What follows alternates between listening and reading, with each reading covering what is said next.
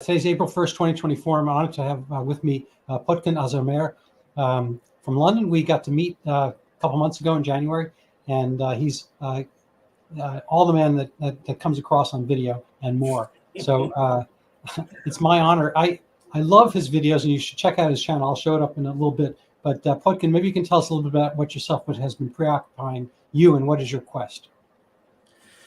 Yes, so in the last couple of months, since the Persian TV station that I've been working with for the last 14 years closed down, I've been concentrating on my YouTube channel. And I mean, I'm sort of like posting various stuff, anything that I'm really interested in. But it seems like I think the niche market that I'm finding is talking about the growth of Islamism and radical Islam in the UK.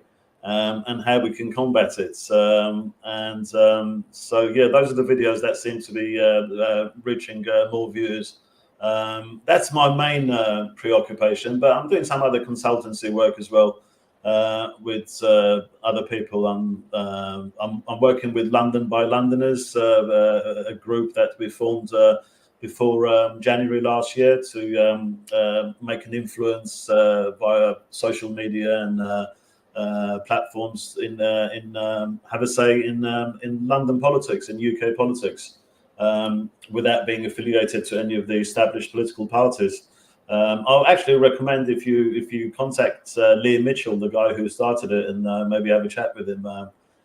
He's got a lot of interesting things to say, and I think we're doing quite well. So all those things are keeping me busy, and of course still continuing with my journalism and writing articles both in Persian and in English. Mm-hmm. Where do you get published in Farsi?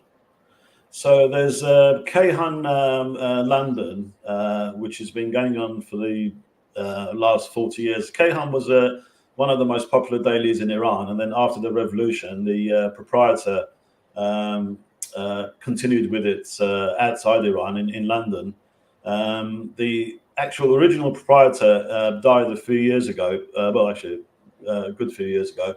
And a close friend of mine sort of like taken over from there, and she's doing quite well. She's got an English version, and she's got a Persian version, and it's quite informative, I'd say.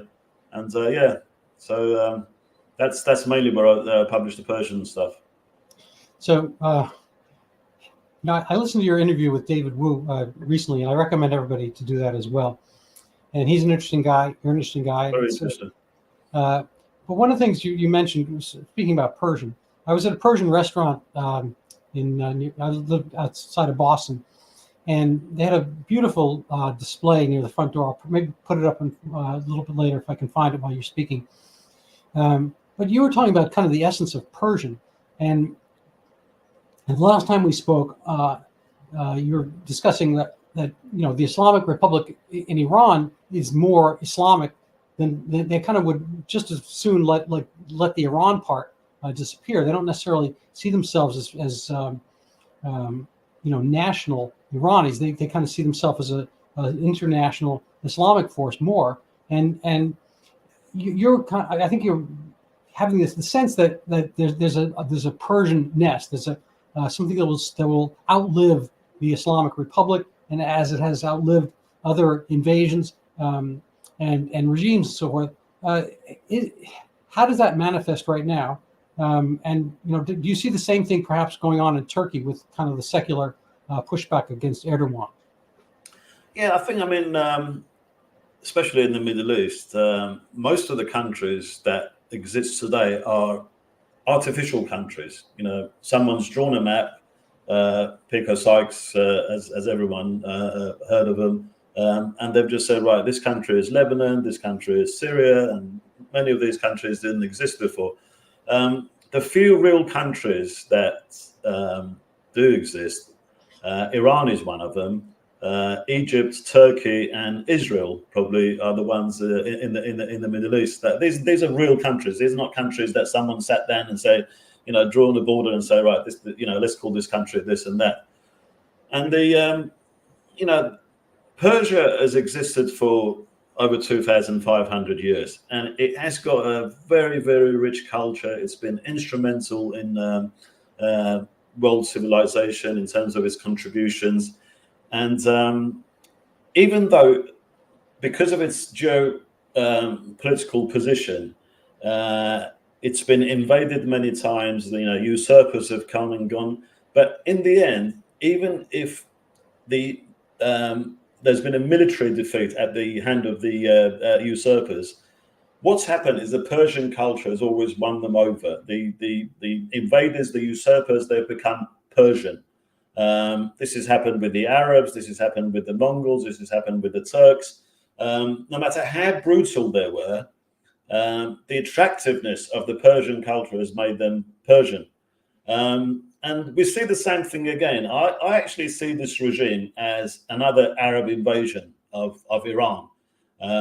Most of these Ayatollahs, they're not even born in Iran. You have to understand. Most of them are born in Iraq and in Lebanon. They were actually imported to Iran. So they have no love for the Persianness, for the Iranianness, for the Iranian traditions, for the culture.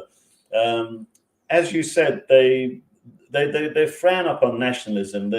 Nationalism is a dirty word. Nation is a dirty word. They like to use the word ummah. It's if you like, it's similar to communism. It's the internationalism of this ideology. Some of these mullahs have gone on record, for example, saying like, we think Syria is more of a priority for us than even the oil-rich province in Iran of Khuzestan, for example. And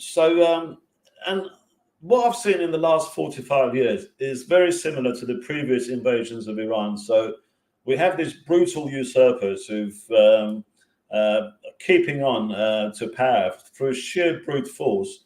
But the Persian culture cannot be destroyed. It just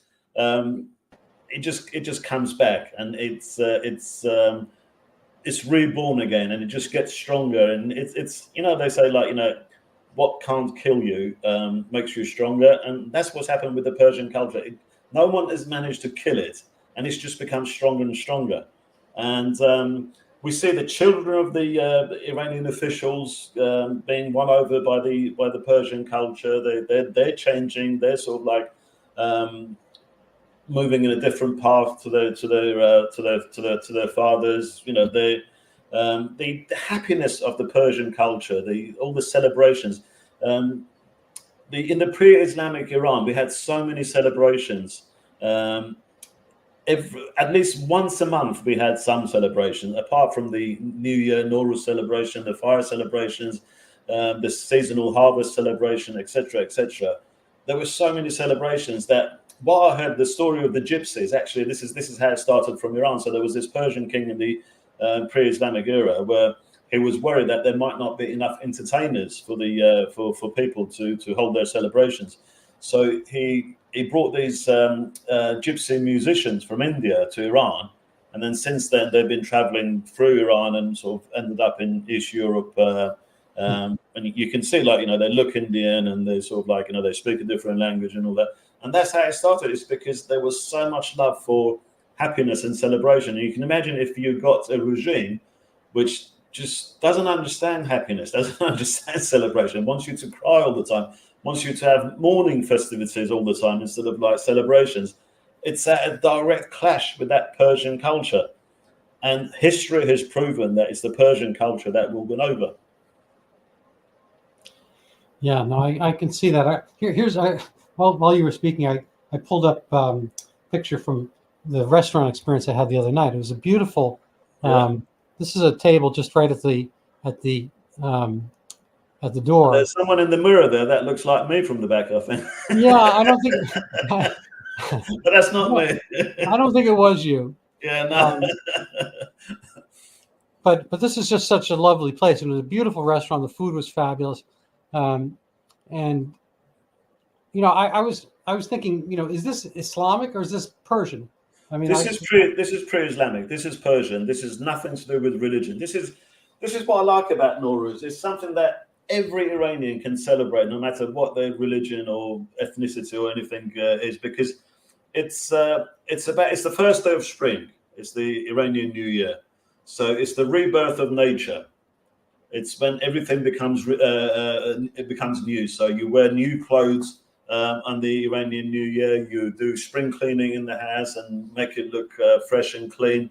And it's nothing religious. It's something that it's not just, and it's survived so many years again, because it's not just celebrated in Iran. It's celebrated in Tajikistan, in Uzbekistan, in the parts of Turkey. I can't remember how many countries, but a good few countries apart from Iran where Nowruz is celebrated. Yeah. Anyway, that was just a beautiful sight for me. I obviously I took an interest. I wasn't thinking about our show today. I thought it was just beautiful in and of itself, and plus it had the benefit of the celebrations go for 13 days. And on the 13th day, it's actually the picnic day, where you go out into the nature. Everyone goes out to parks and spends the day out in nature. So and today is that 13th day. So, can you tell me about Zoroastrianism? How does that play into the history of Persia, and is that still a thing in Iran? Yeah, the Zoroastrian has become ingrained into the Persian identity and Persian culture. It's an ancient religion that predates Islam. We're not quite sure who Zoroaster was. There's different narratives about who he was, or whether he was a real person, just like with any other prophets of other religions. But it was one of the first, if not the first, monotheistic religion. And the tenets of the Zoroastrian religion is good thoughts, good words, and good deeds. And you have a heaven and hell, and you on the judgment day, you're judged on all the good deeds that you've done and all the bad deeds you've done, and then that decides whether you go to heaven or hell. Telling the truth is very important in Zoroastrian. To tell a lie is one of the biggest sins. Safeguarding nature. For example, again, one of the greatest sins is polluting nature, polluting rivers. To be sad is not really good. Happiness is encouraged. Idleness is very much despised in Zoroastrian. Zoroastrian encourages hard work, work ethics, and life, really. So it's very much in contradiction with Islam. Islam is almost the opposite to that. And with the Arab invasion, although the Iranians were, after about 200 years, were mostly forced to become Muslims. You have the jizya, the Islamic tax. If you live in an Islamic country and you're not a Muslim, but you're one of the people of the book, and fortunately the Zoroastrians were considered to be people of the book because they had a holy book of Vesta, you have to pay extra tax. You have to pay this extra tax, and you don't have the same rights as a Muslim. So it's very much like an apartheid system. But even so, then the Iranians sort of started their own version of Islam, which is you could see that there's a lot of Zoroastrianism in Shia Islam, it's very specific. Shias are only mainly in Iran, parts of Iraq, and Lebanon, but a lot of the Sunnis, they say it's a Zoroastrian version of Islam, and they're probably right on that. It's the way Iranians, they couldn't fight off the invaders, but they managed to sort of make it more Zoroastrianism. But even so, it's still a far concept than the philosophy of Zoroastrianism, which is about happiness, it's about hard work, it's about telling the truth. Islam, you have all the opposites. You have tabia, you have what's the other words the Sunnis have, where when it's expedient for you to lie, you can lie and it's okay. And this is just completely opposite to Zoroastrianism. And fire is very important in Zoroastrianism. This is why Iran had so many fire temples. The province where I come from, which is Azerbaijan, which is the Turkic version of the Persian one, which is Azarabadagan, it's all about fire temples. It was named after a Persian general who started the first independent state after the Greek invasion, called Aturpat or Azarpat, and Azarpadagan means the land of the keeper of the fire, if you like. So Azar is the Persian word for Atash. It's for fire, and the reason it's important is not because you know, a lot of people accuse Zoroastrians of sort of like worshipping fire, but it's not about worshipping fire. The Zoroastrians worship Ahura Mazda, which is the wise Lord, Lord of wisdom. But fire is holy because it can't be polluted. It's a pure element. So every time you hold the fire, it's sort of like manifesting its purity, its warmth, its light, the light it gives out. But they don't worship it. But fire is a very, very important element in the in Zoroastrianism. I think you have something. The thing is, you see, Zoroastrianism matches the Iranian nationhood. It's a bit like with the Jews. I mean, the Jewish religion and the Jewish nationhood, they match. They're compatible. Islam and Persianness is not compatible. See, this is what a lot of the young Iranians became more interested in the religion of their forefathers, because they saw that, you know, some of the holy figures even in Shia Islam were the people that invaded us and committed crimes, etc. So, you know, why are we holding these people in reverence? Whereas the Zoroastrian religion and the Persian nationhood and the Persian culture is compatible. Now, I mean, it's not clear how much of the what we know about Zoroastrianism is what's left, because I think the oldest Avesta, the holy book of Zoroastrianism, that's available, I think it dates back to 16th century. So, you know, we don't know how much of what we've got now is what really was there or anything, but the essence of it, the main part of it, we do. It's this Persian tradition that's kept us as a nation alive, despite terrible massacres, genocides that we've suffered at the hands of brutal invaders. So yeah, that's I think it's important. That's why the first king of the Pahlavi dynasty was very pro-Zoroastrian. He was very keen on promoting the Zoroastrian. I mean, before him, for example, just to give one example, we had the names of the month all in Arabic. He changed all that. All the names of the months are now beautiful Persian names, as according to the Zoroastrian religion. And he rightly, correctly recognized that we need to go back to our roots to get that strength of patriotism, that strength of nationalism back into us. That's fascinating.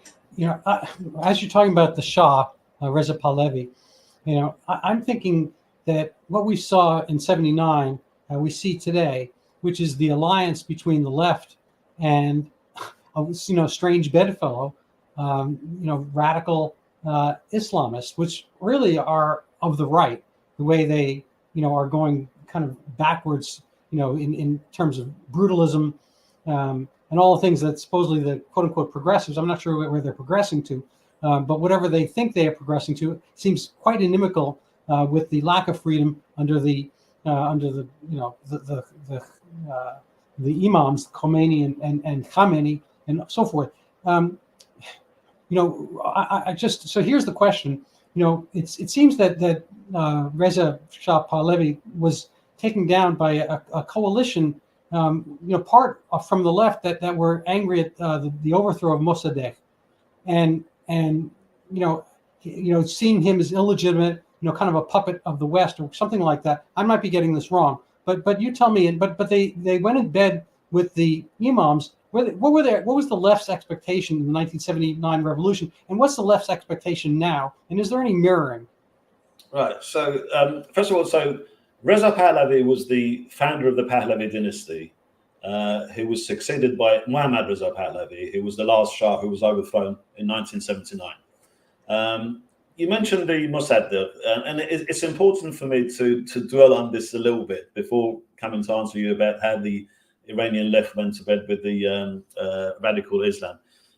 So the 1953, what is become known as the 1953 coup, the mainstream media narrative that's become commonly accepted is that there was this prime minister, nationalist prime minister, who wanted to nationalize Iranian oil. The Shah was a Western puppet. Mossadegh overthrew him, and then he came back to power through a CIA coup. This is complete nonsense, complete Soviet disinformation.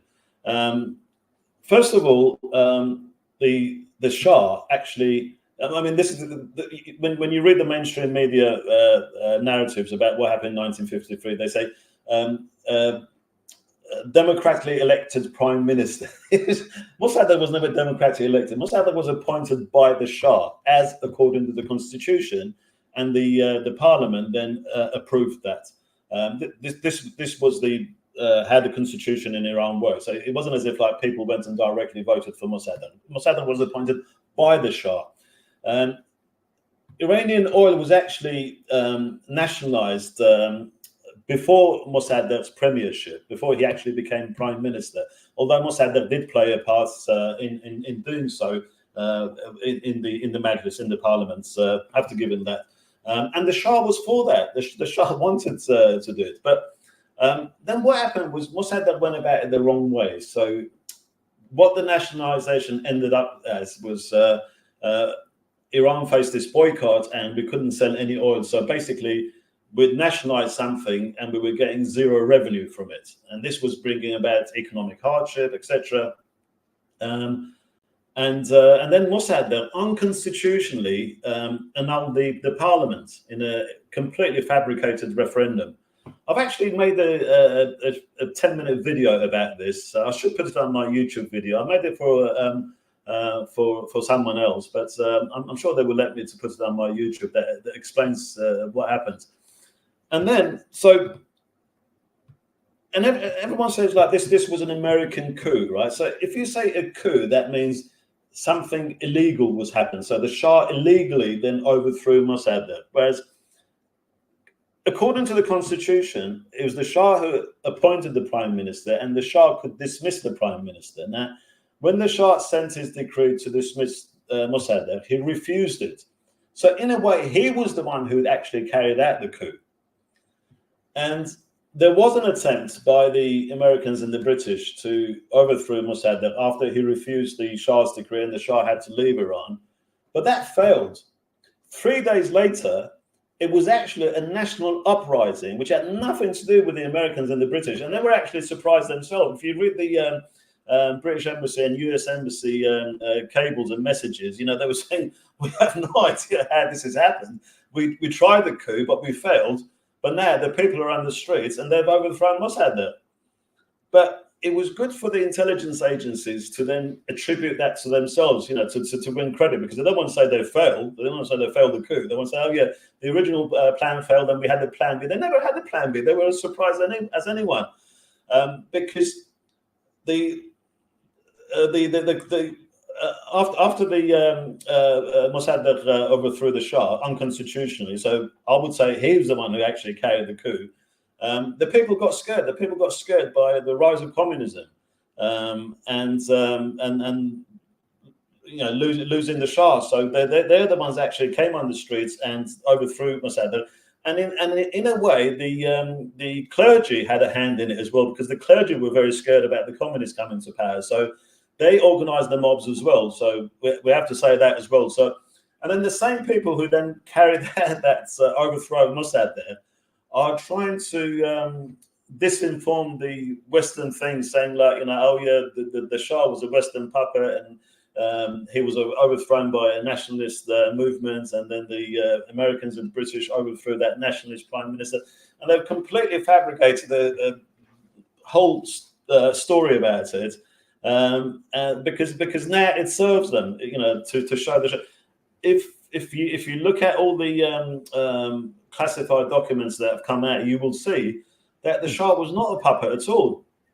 On many occasions, he opposed the Americans, and let me say this: finally, it was actually the Shah who nationalized Iranian oil. If you take nationalization of oil in the sense that we then owned the oil ourselves and we got the revenue, it was actually the Shah in 1973, the deal that he made with the consortiums, that really nationalized Iranian oil, and that was when we started getting the revenue.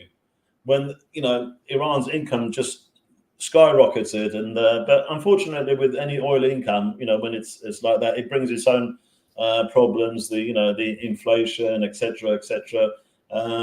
We should have managed it like Norway do. This is why I went to Norway and made a documentary about oil management in Norway. They have this sovereign fund, and they only spend 3% of the oil revenue.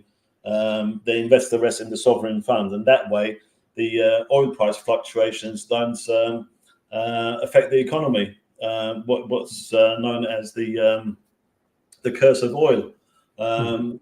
It's like winning the lottery. Somebody did a book on people who win the lottery, and most of them wind up, by their own reckoning, more miserable 10 years later than they were before, 5 years later, because they can't handle the wealth, and their friends, prey on them, and they mismanage it. They don't, they're not used to having wealth. So it kind of takes a little bit of education and maturity to work into your money. And I think the Norwegians had that through, years of, creating a kind of a more integrated. They'd seen what's happened in other oil producing countries. So they had the experience of it, and they wanted to avoid it, and they went about it the right way. But what was happening in Iran, for example, so we had all this oil revenue that was pouring into the country. We were importing everything that was going, but we didn't have the port infrastructures to for the ships to come and to offload the goods from the ships. The ships were just like hanging in the ports. And they were paying they were charging a fine for not being able to offload their goods. All these sort of problems that came about, but they could have all been resolved. But as you said, this 1953 disinformation campaign by the Soviets had created this false thing that the Shah was a Western puppet, and we needed to get rid of him for our own independence, for our own nationalism. And it's just turned out to be completely false. And then so what happened was the left went, as you said, went to bed with the Islamists, because the left actually started an armed struggle. So you had several left-wing parties. You had the Soviet Puppets Party, the Tudor Party, which were always taking orders from the Soviet Union. They were more or less disbanded, and their leaders were in Eastern European countries. They used to run a radio from East Berlin, but not really that many supporters left in Iran. But then what happened in 1970 with the guerrilla warfare in Cuba, and how that became fashionable amongst the youth of that era. Some of the Iranian youths tried to copy that as well. So they started these armed left-wing groups, and then one of them decided to take over this police station in northern Iran, near the Caspian Sea. These poor people, they were just like conscript soldiers that they killed and took over the station. But it was actually the actual peasants and the workers in that area that went and arrested these guerrillas. But the main youth intellectual discourse was about armed struggle. I mean, if you didn't say armed struggle, then you were compromising. You were not in the mainstream intellectual university type circles. But they were never successful, because ordinary people, I mean, what happened in Cuba was an exception, but ordinary people will never come out and take up arms and go into the streets and become guerrillas. You only have like a what they call themselves a vanguard elite, as they call themselves, that sort of like take up guns and do this sort of thing. So it never became a mass movement. And they were struggling because, again, the Shah's secret police had managed to dismantle most of their organizations. Most of their leaders were in prison. But then what came about was this dissatisfaction amongst the clergy with Iran's modernization and its move towards secularization, which was headed by Khomeini, who was in exile. Now, Khomeini, 15 years earlier to the Iranian Revolution, had opposed what the Shah called the White Revolution reforms, which basically meant giving land to peasants and abolishing feudalism, giving the vote to women, that any Iranian, no matter what their religion, could be a representative in the local councils or in the parliament. They could swear on their own holy book. They didn't have to swear on the Quran. So all these like secular reforms. And Khomeini was against that. Khomeini was for feudalism. Khomeini was against giving land to the peasants and abolishing feudalism, and giving votes to women. And that's why he then opposed the white reforms, and he was sent into exile. So completely reactionary. And originally he went to Turkey, then I went to Kuwait, and then Iraq, and he spent most of his years in Iraq in Najaf. And that's where he wrote his book called Velayat al-Faqih, which was his way of an Islamic rule, an Islamic system. And if the Iranian intellectuals, if the left-wing intellectuals had read the book, or some people criticized the Shah, saying like he should have made that book legal and actually disseminated it within Iran, so everyone could read it and say, "Oh my God, what is this reactionary guy?" Although, again, some people argue even if they had done that, people would have said, "No, he's making this up. This is this is fake and it's fabricated." But anyways, people didn't sort of like, or the left didn't really delve into what this guy was about. Even in the United States, I this is on my blog. There was I think there was two people, two journalists that had actually read Khomeini's book, and they voiced their concern, saying this guy is a completely reactionary, anti-woman guy from the Dark Ages, and they were opposed by two people within the Carter's State Department on Iran desk, who were then saying, no, these journalists don't know what they're talking about. It turned out that it was the journalists that knew what they were talking about, not the people in the State Department. I forget their names, but they're in my blog. I'll send them to you. Maybe you can put it in the description or whatever.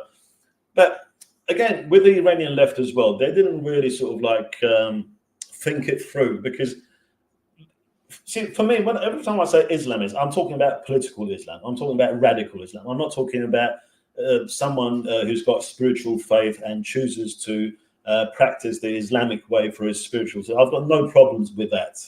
I have a lot of respect for that person as well. You know, I'm not a spiritual person myself, but I respect if someone wants to be spiritual and they decide to, they're more comfortable with the Islamic practice of their spirituality, then that's fine. It's the political Islam that I'm against. It's the radical Islam that I'm against. Yeah, and this political radical Islam that Khomeini started, or he reinvigorated, is actually what far right is. If you want far right, there's nothing more far right than radical Islam. You think about it, like,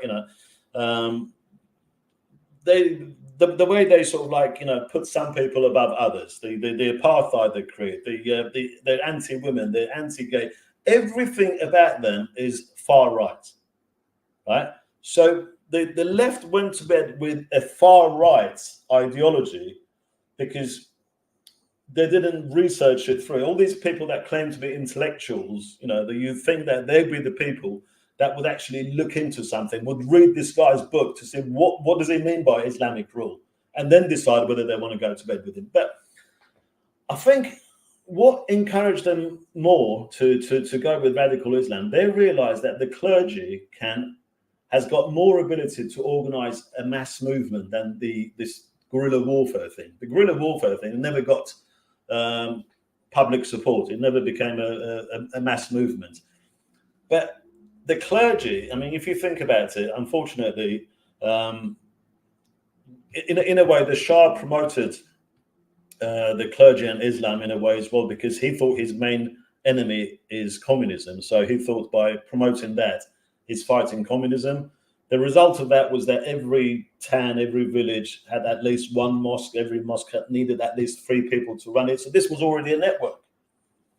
So in the absence of political parties, you had this network of mosques and clergy and ayatollahs and all that.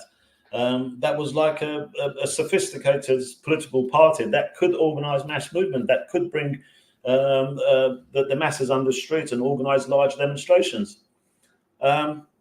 But because they're sort of like, they were considered to be like illiterate and sort of like outdated by the left, I think the left thought, yeah, okay, they're good at sort of like bringing the masses to the street.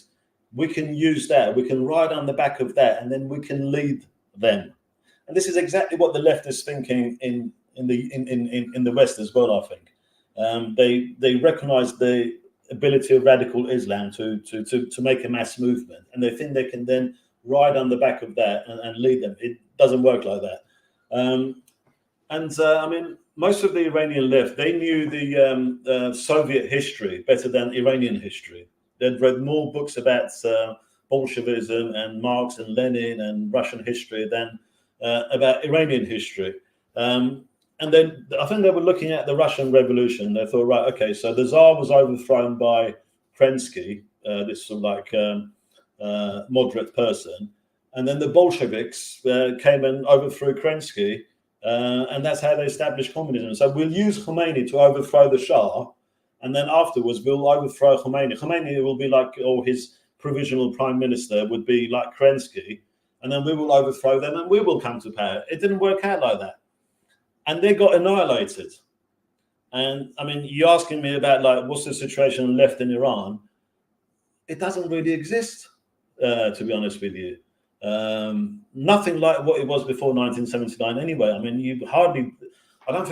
I can't remember the last Iranian I met that claims to be a Marxist-Leninist, or the Marxist-Leninist as it was. They may sort of like make it some sort of like modernity into Marxism, Leninism and that, but the traditional Marxist-Leninism is dead.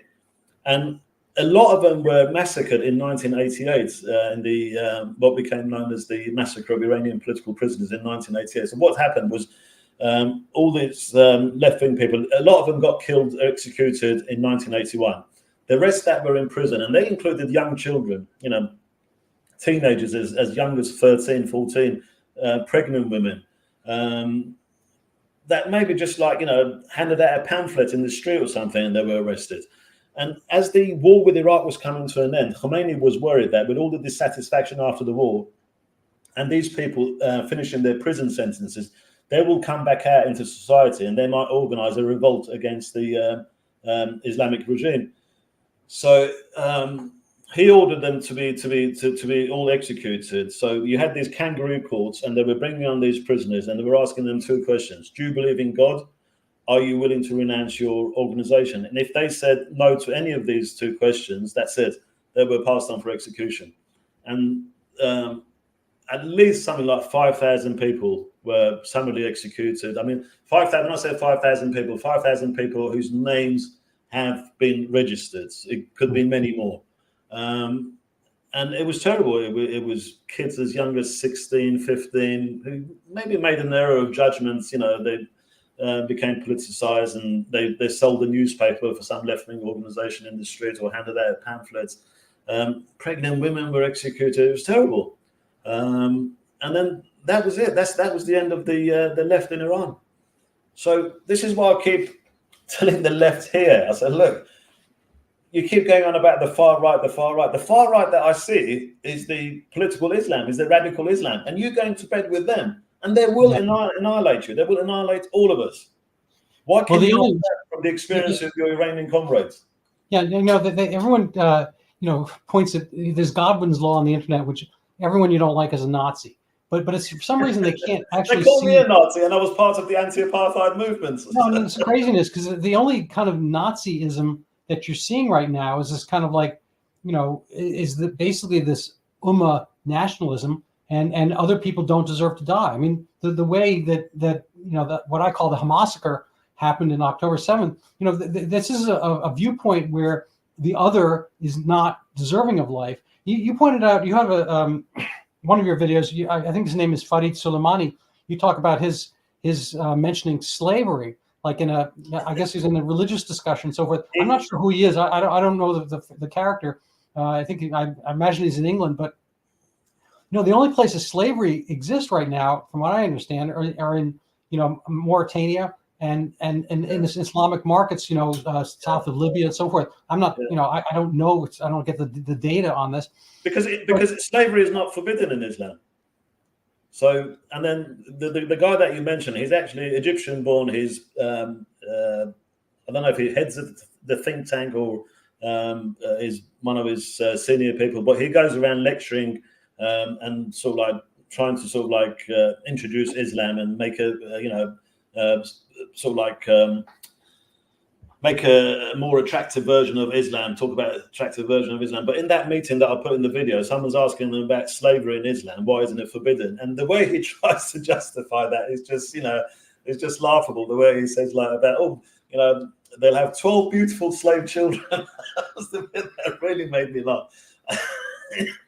Was that implying that the master of the house could have relations with a woman if she's a slave and have slave children? The way he was trying to justify it was that slavery existed at the time.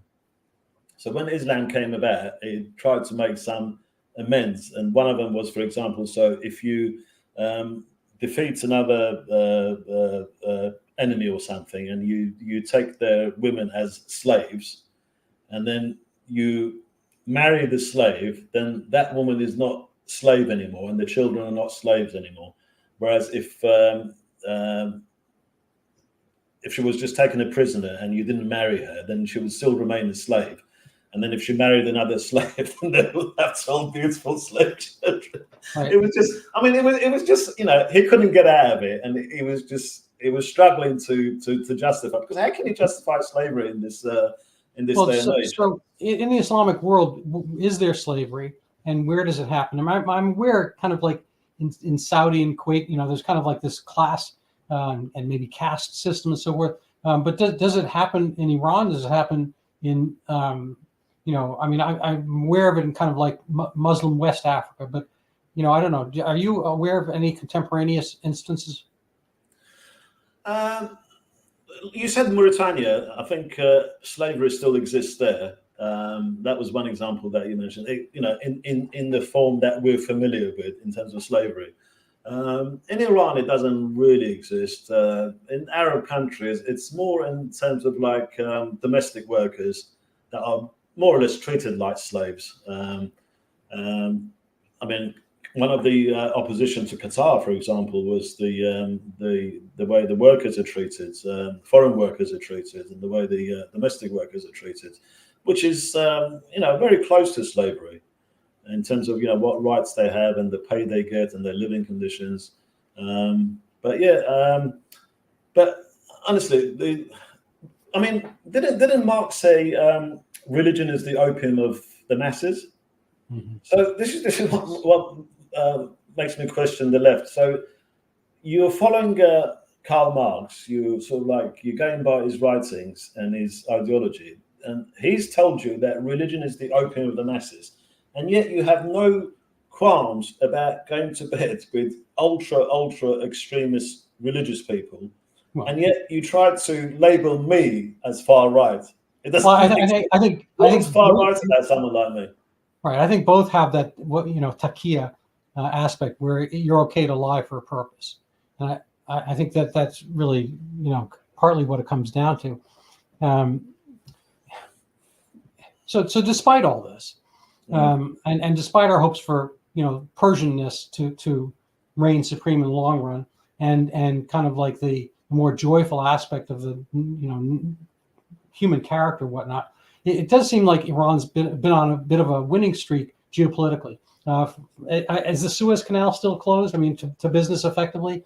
Have they kind of like against, despite not being popular, have they managed to put their message out? And then I guess a side question would be not just the Houthis and whatnot, but what's their influence on the streets? How is it that the Islamic generations might be second or third generation or whatever in England and throughout Europe are kind of more idolatrous towards that kind of Islamic fundamentalism?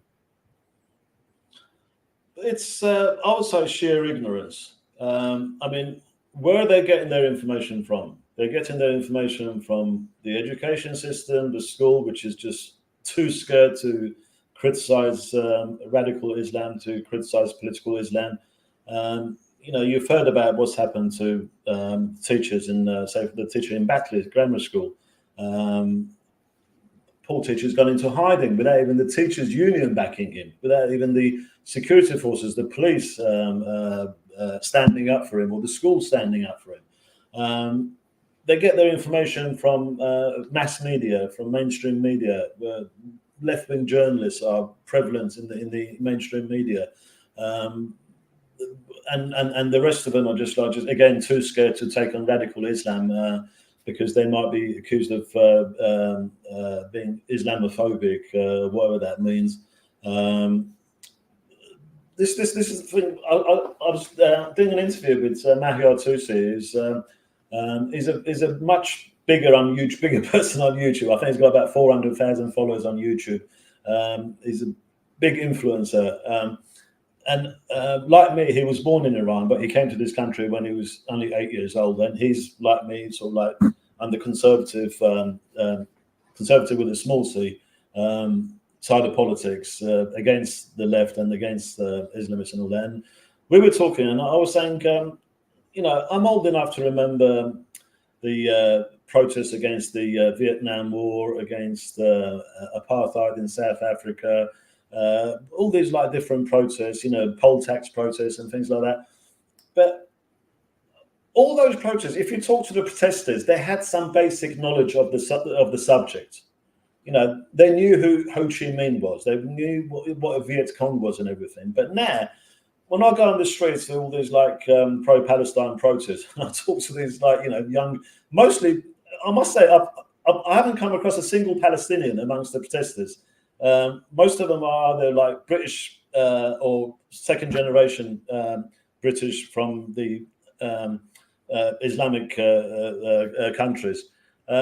And then when you talk about them, they don't know the basics. Like, they say like from the river to the sea, and you say, okay, can you tell me which river to which sea? Is it the Black Sea, or or there was this guy who was holding a placard calling for a socialist intifada, and we've got this like famous comedian in Britain,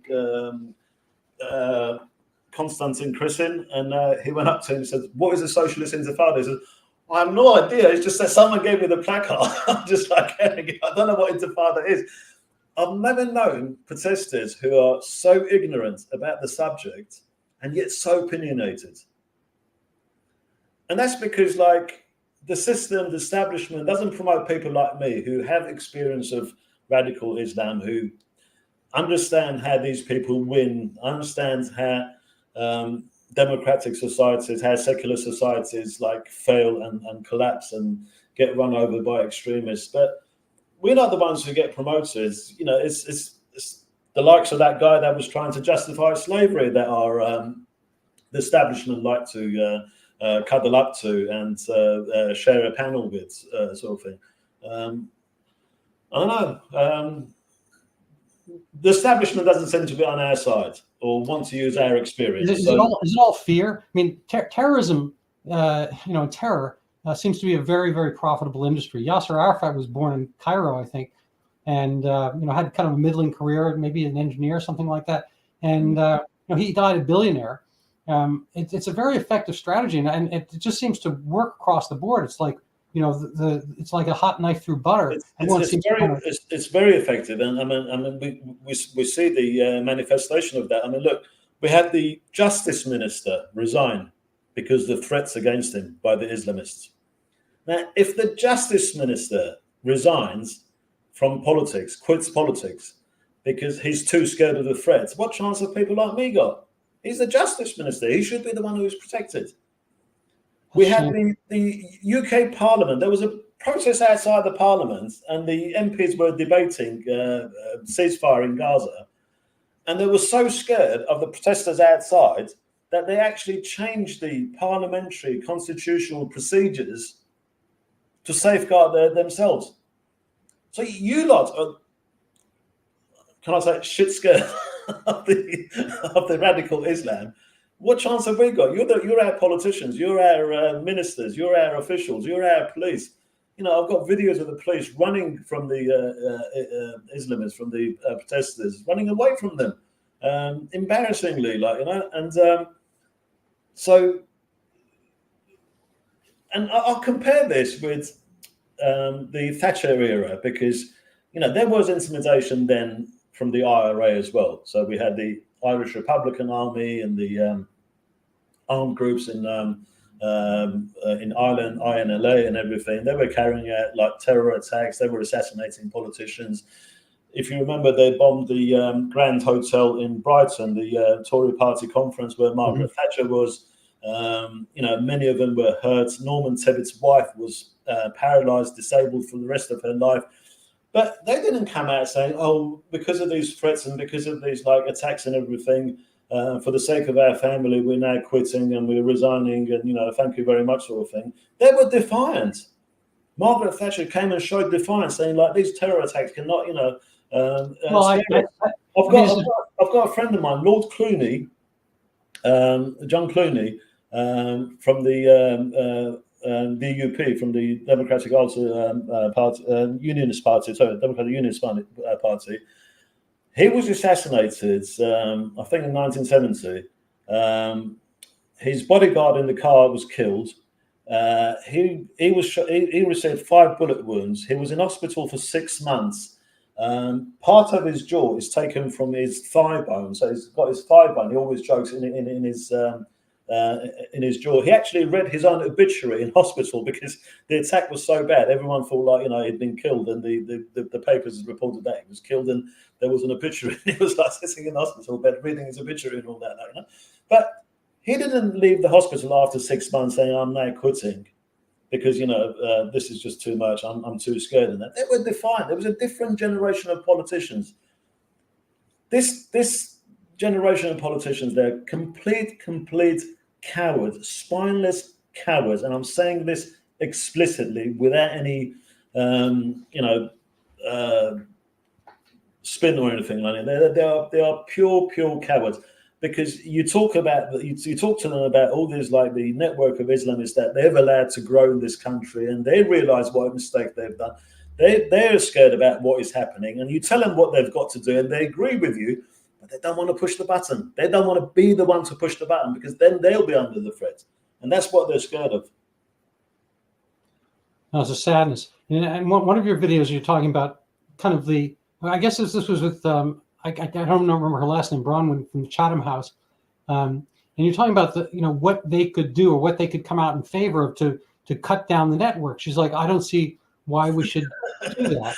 I don't see anything wrong with a hostile state building a network in this country. Yeah, it's like, intellectuals. She's a head of a think tank. What sort of think tank would be that stupid? If you replace the word Islamist with Nazi, they'd have no trouble doing this. You know, it just it's for some reason they don't see the threat, and yet it's because Nazism is not, Nazism is not a threat anymore. I mean, the number of people who would sort of like adhere to Nazi ideology or revere swastika or something would be like, you could count them on the number of both hands or something. So they're not a threat to them anymore. But the Islamist threat is the genie out of the box. They can't control it anymore. Yeah, no, it seems. There's an old Soviet joke. I don't know if I can squeeze it in time, but the two friends, they're going back and forth. If I had 2 houses, I would give you one. The other one's like, yeah, you know what? If I had 2 boats, I would give you one. And they go back and forth about how generous they'd be if they had this and they had that. And he says, let me ask you a question. If you had 2 chickens, would you give me one? He says, no. He says, why not? Because I have 2 chickens.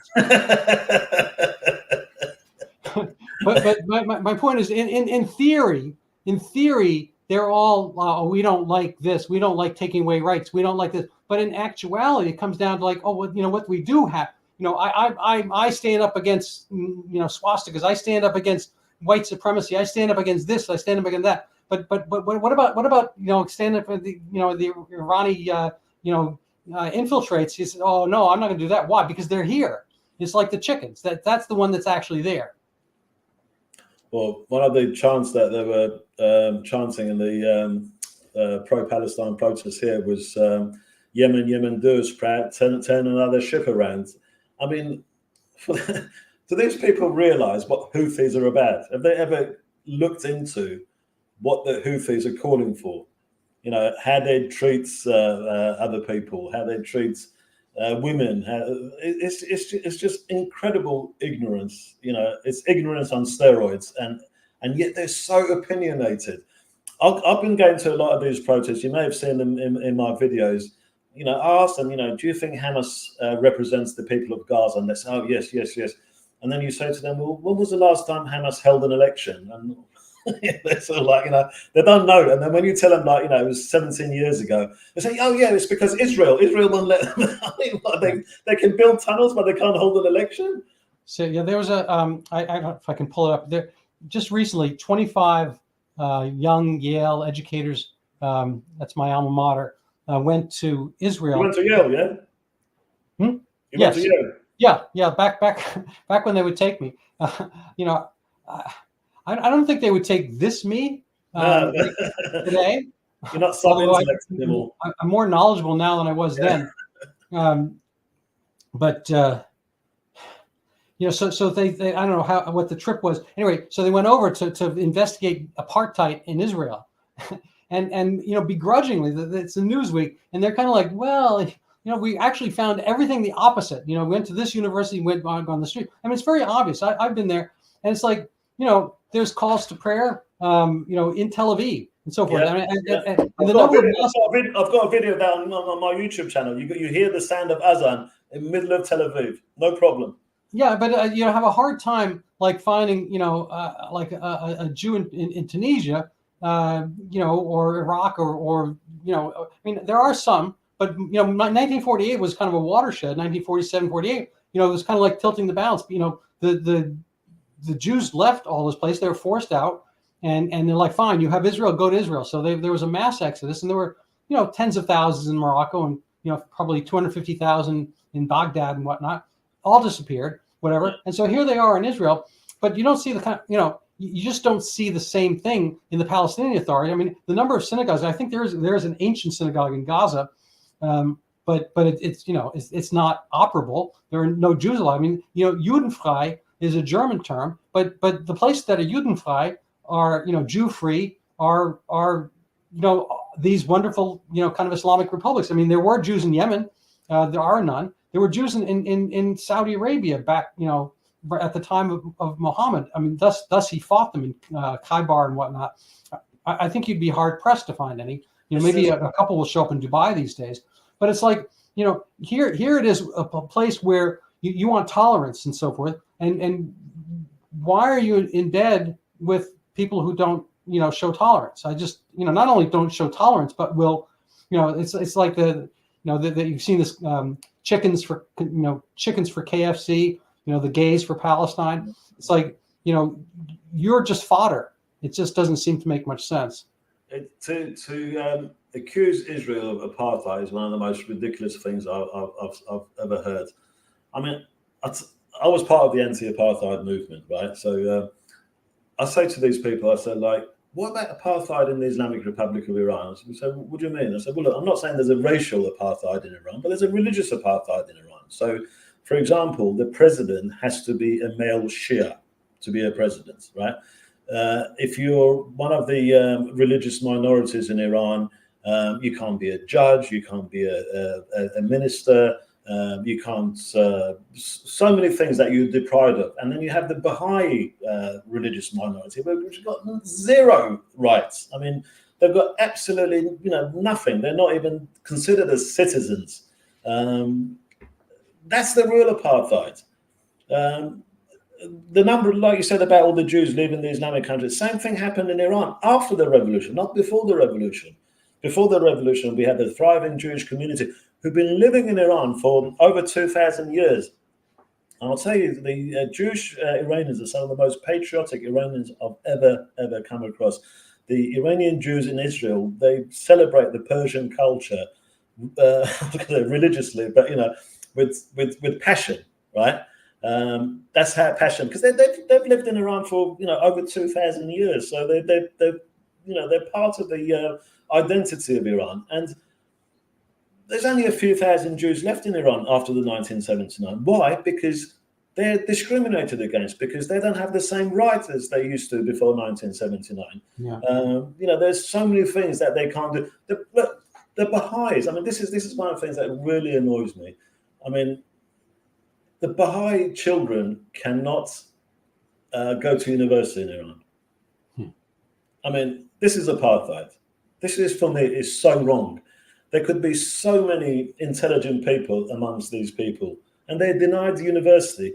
And when they were trying to have an online university with, lecturers teaching them from abroad sort of thing, so they can sort of educate themselves, they even busted that. They even went for that. Even they couldn't even have an online university. And why is the world silent about that? If you want apartheid, this is apartheid. And then you accuse the Western countries of Islamophobia, but you have all these Muslim population, refugees coming to here. I mean, if it was so bad, if these countries were so Islamophobic, why are they all coming here? It's as if to say, like, during the Nazi rules in Germany, the Jews would be flocking to Germany.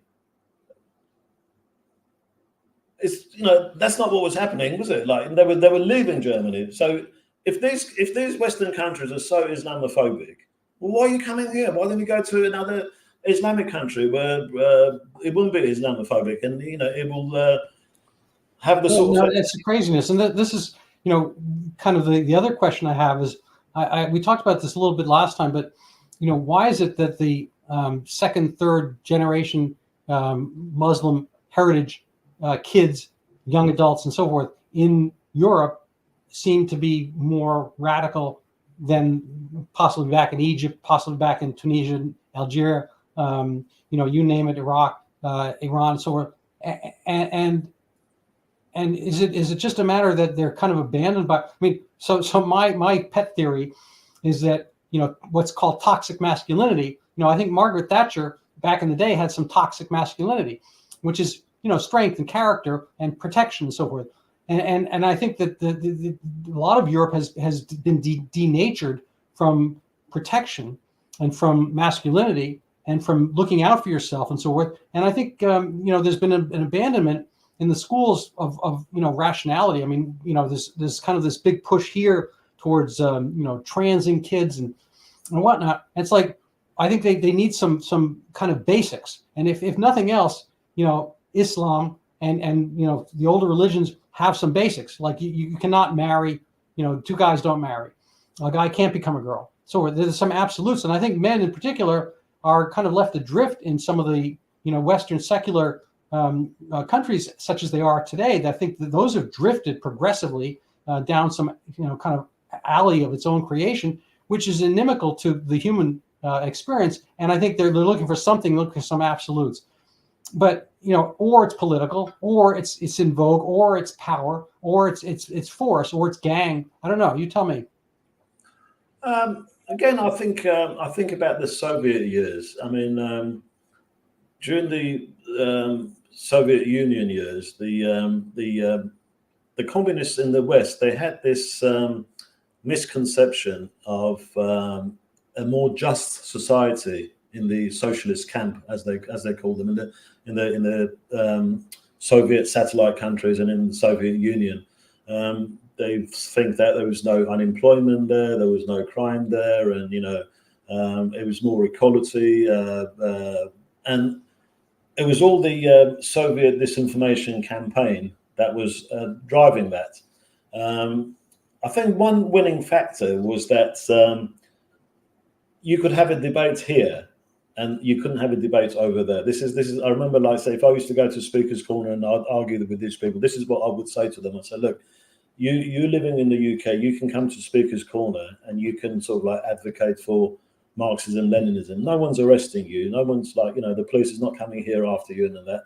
If I go to Moscow, to the Soviet Union, and start advocating for capitalism and for free society, I'll be arrested straight away. So doesn't that show that there is some superiority in this system? That was something that I always used to use, and it was like a good winning thing. But what we've seen is freedom of speech has become curtailed here as well. I mean, all the time I upload videos on my YouTube, and in the back of my mind, I'm a little bit hesitant, saying like, will YouTube? I mean, with the one about that one about the slavery thing, these people these progressive that was trying to somehow justify slavery. I was trying to promote it through Google Ads. They refused it. Oh, absolutely. Yeah. Yeah. I've been banned from Twitter on a number of occasions before Elon Musk, and once even after Musk took over Twitter. If it wasn't because of the people that I knew that I could sort of go through, I wouldn't even have a Twitter account now. So whereas in those days we were free to debate, now a lot of us are shut down. I mean, like someone like Tommy Robinson. What is far right about him? Right? He's been denied all social media platforms. He's been arrested. He's banned from coming to London. Because how can you do that? How can you ban somebody from coming to London? I have no idea. Because they won't do that to the protesters. No, we had before this Gaza war, on another occasion, we had these people that drove through Jewish areas in a convoy of cars, right, with loudspeakers calling for the rape and murder of Jewish girls and women, right? At least 4 of them were arrested. They weren't even persecuted, let alone being banned from coming to London. Tommy Robinson wanted to go on an anti-Semitic protest, right? Some of the organisers didn't want him there for whatever reason. I don't know if they can do that, but he didn't even put up a resistance. And then 30 police officers come and arrest him. But he's had his bank accounts frozen. His book was banned from Amazon. What he's suffered is just unbelievable. So if we can't have a free debate, if all the time we're scared about like, are we going to be deplatformed? Are we going to have our bank account frozen? Are we going to be arrested? Are we going to be pepper sprayed by 30 police who run away from the Islamists? But all of a sudden when they come with us, they're all so strong and manly sort of thing. Then if we can't have a free debate, then we can't educate people. See, I'm always for free debate. I think even Obama, I heard Obama say that the way to fight hate speech is to have more speech. Mm-hmm. I'm not sure if he said that, but if he said that, I totally agree with that. Because by listening to different points of views, then I think you make a more informed decision. If you try to shut down one debate, if you try to push one official narrative, then that's a recipe for disaster. And I think this is what's happening. So these people, they're getting all their information from mainstream media, which a lot of them are funded by the Qataris, for example. We have newspapers here, we have TV channels here that are funded by the Qataris, who are the biggest sponsor of the Muslim Brotherhood terrorists. We have, the social media that are always going after people that are speaking against Islamic radicalism and things like that. So we can't have a proper debate without fear. And so the information is not getting to these people. And I see this when I go to these protests, when I speak to these protesters, their misconceptions is just gigantic. It's beyond proportion. It's one thing about not being fully informed, but another thing about completely getting the wrong end of the twist. To not say anything about apartheid in Iran, about the way the Baha'is are treated in Iran, about the way the women are treated in Iran, and then to go on about apartheid in Israel, where you can go in Tel Aviv, you can go to a shop and you can buy a T-shirt that says "Free Palestine." I saw this myself. I went to the shop. It's like in the middle of Tel Aviv, the shop, T-shirt, "Free Palestine." It's okay, you can have it. As long as you don't go and hurt anyone, as long as you don't go and harm anyone, as long as you don't carry out a terrorist attack, you can think what you want. And then, like, if this thing about a genocide. So when a genocide happens, you're getting rid of that population, you're disseminating that population. Whereas what we've seen is the Palestinian population grow, the Arab population in Israel grow. Yeah, I think the Jews are bad at genocide. Huh? I think the Jews are very bad at genocide. I think Douglas Murray explained the difference between a war, which unfortunately has civilian casualties, and a genocide. They're just two different things. And yeah, and if you don't like war, then don't start them. Exactly. Yeah. None of this would have happened if they hadn't attacked on 7th of October. Yeah, there's it's too much. I mean, the misuse of terms. It's actually demoralizing sometimes. I think that's the intent. I was looking at there's still some movies about the Holocaust that come out, and one of them was on my Facebook feed, and it looked interesting, and I clicked on it just to whatever, and I looked at the comments. The comments were just some one of these kind of the Chinese call them the 50-cent party. People who get paid to do kind of pollute the feed. Yeah. It was one Palestinian, Israel's are the real, Nazis. The Israelis are doing the real genocide. There's one after that. You couldn't see the comments. The comments were just endless. There's hundreds of these, and it's like, oh my God, this is for a Holocaust movie. It's like, dude, like, watch the movie first, and then you can see that it's a planned program to get civilians, and it's like this is exactly the opposite of what happens. This is a planned, activity to get the soldiers. You get the soldiers out, and then won't be any war. There's old expression. I think Golda Meir had the expression. If you disarm the PLO, we'd have peace. If you disarm the Israelis, we'd be dead. It's kind of we'd be gone. And the misconception they have, and they seem to have been taught that at school, these pro-Palestine protesters, is that there was a country called Palestine, and the Jews came from Europe, and they kicked out the inhabitants of that land and occupied that country. And then when you ask them like basic questions like, okay, so who was the leader of this Palestinian country? Who was the king or president of this country, or anything like that? Or, or was there a Jewish population, before the Second World War, already in there that, thriving? And, if you say to them, when was Tel Aviv built? They have no idea. They don't know any of these things. They really honestly think that this was just like some sort of colonialism where European settlers went somewhere, occupied the country, and massacred the inhabitants. There certainly was an element of a European diaspora towards Israel, but Jews had been there for a long time. They weren't necessarily always in the majority, and under the but clearly there was a kingdom of Israel thousands of years ago, and in one form or another. I mean, frankly, the word Palestine was invented by the Romans as kind of an epithet against the Jews there. I think Philistine means invader. Philistine is something completely different. Yeah, there were different ethnicity. There was seafarers that they're not Palestinians. Well, there was the Phoenicians and the Philistines, yeah. but they named it Palestine as an insult to so the Jews wouldn't think they were getting Israel back again. So and then of course they subsumed it. And the Palestine there was the Palestine National Orchestra in the 1940s, which was all Jews. That was the Palestine territory for the British. But anyway, as far as all that goes, I don't think people really are going to delve into that history, and it gets manipulated. And what I say to them, I say, like, even if your version of history is correct, right? Even if I don't argue with that and I accept everything that you say, right? I said, well, look, take America for example. So you had these native Indians living in America, and you had these white settlers that came over, that took over their land. Now, if these native Indians then set up terrorist organizations, and they started like attacking some towns. Which has been done. Huh? Which it has been done to us. They've done it. The native Indians done it.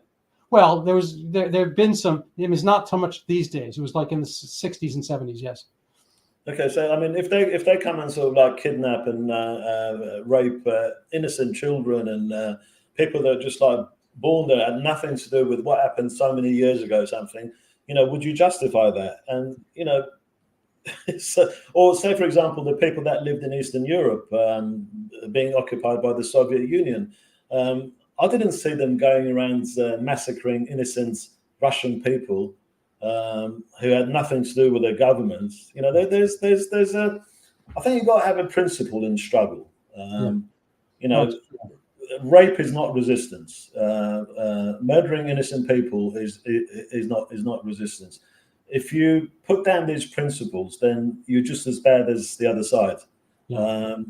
I think a way of knowing how worthy an organization is to support is to study the way they conduct their struggle, and whether they make a distinction between the enemy state and its military machine and the innocent people that have nothing to do with the conflict.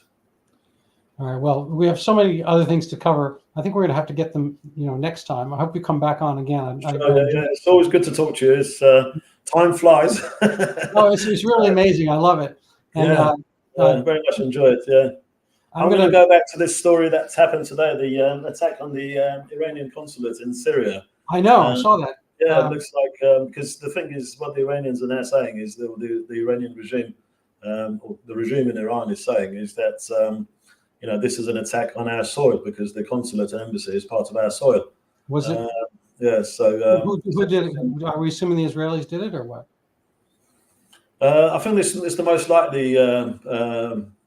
I don't have any direct evidence, but I think it was carried out by F-35s. So yeah, it must be the Israelis. Yeah. And there were some senior Quds commanders. Yeah, I saw them. Yeah. So I'm going to look into that and see what's happening. It's could be a turning point. Yeah, I agree. So before we go, I'm just going to have people take a look at your Twitter page. Whoops, did I get rid of you? Let's see. Here we go. Here's your Twitter page. Spelling is well, you'll find it, but there you are. And last word here is I'd like people to want to help support my podcast and have wonderful guests. You can go buy my book, Overturning Zika, the Pandemic That Never Was. It's on Amazon. Totally different story. We're not going to have time to talk about it today. But I certainly would appreciate if you go out and buy it, and even better if you read it. So that's my little promotion. Thank you so much for being with us today, Potkin. Any final words? Thank you, Randall. Final words. Yeah, I just want to quote my maths teacher at school, who taught me a very valuable lesson, and which was always be wary of ideologies and organizations that don't like being asked